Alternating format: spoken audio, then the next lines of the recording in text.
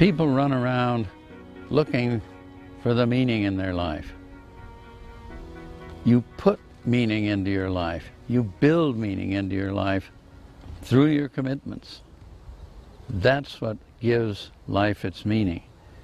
I think whatever you value, whatever you believe in, truly guides who you are. It's about who you are while you're doing what you're doing. You know, who are you going to be? Who are you being while you're doing it?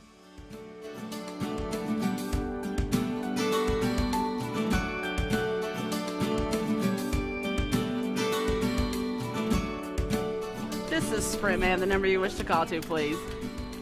I'm here to help people be successful, to remove barriers. So I think about how can I help someone be more successful today and maybe taking care of a customer or getting a report done. No problem. Thanks for using Sprint. Bye-bye.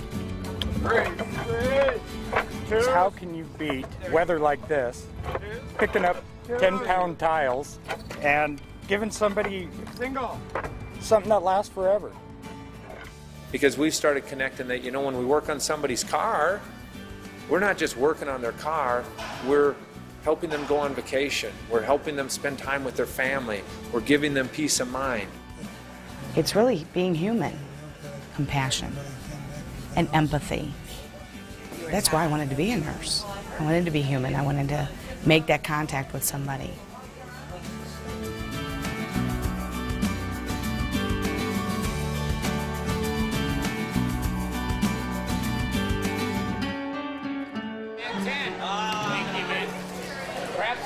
What we've learned is that when you have a vision, you have to recreate it on a daily basis. I have to wake up every morning, be committed to world-famous Pike Place fish, and it's not an easy job. I mean, I wake up grumpy. I'm not a morning person. I wake up not wanting to wake up.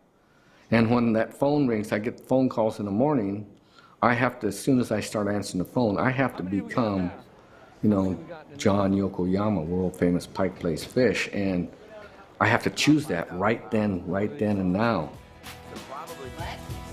It's not a vision if you can't see it and put your arms around it and live it every day. You've got to live it and show it so others say, okay, it must be the right thing to do. Words are cheap. Words are cheap. You got to live it. You got to show it. If it's part of who you are, if it's what you value, it's going to show in everything you do.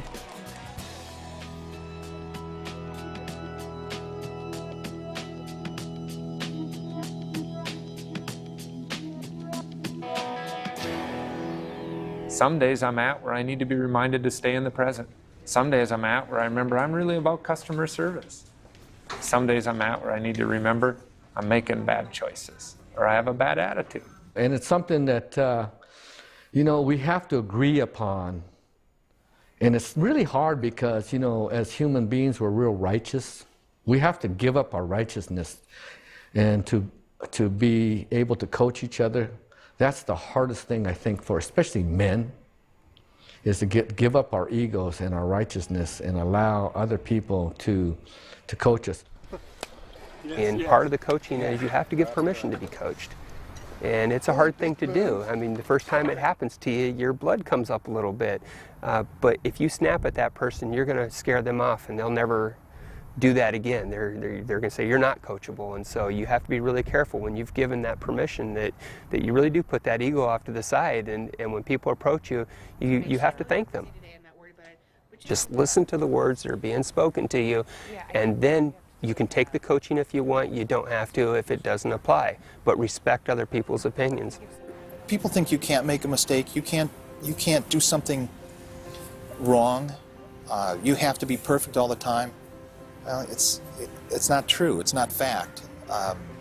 And when you aren't on track, or you've missed something, you need people to tell you that. And that happened to our CEO shortly after Fish was introduced, and Mr. Goebel was in his first year or so as our CEO, and had a dietary employee say to him, "You know, Mr. Goebel, you're really not being it today." "What do you mean, be it?" And she said, kind of sheepishly, "Well, you said yesterday we needed to be it." It's like a kick in the stomach. It was my own words coming back to me. I had given her permission the day before to coach me, and she was doing it. She was being it, and I wasn't. And it was quite a realization at that point. Well, I think everybody needs coaching. It may be a colleague, it may be a superior, it may be a subordinate. Because the days when I'm not it, I need somebody to tell me I'm not it. And when I don't do what I say, I want them to tell me. I've given everybody permission to coach me. And I think that's a fundamental requirement of their job. A pallet, it's going to take me like I truly believe that everybody wants to be a part of some great enterprise, be it a school, a church, an organization they work for. And what we've tried to do is care about the people first. When you start realizing that what you do on a daily basis makes a difference not only with your customers, but with the people you work with, then you look at it and you say, yep, this is worth my effort. It has to be how you do what you do, and who are you being while you're doing it.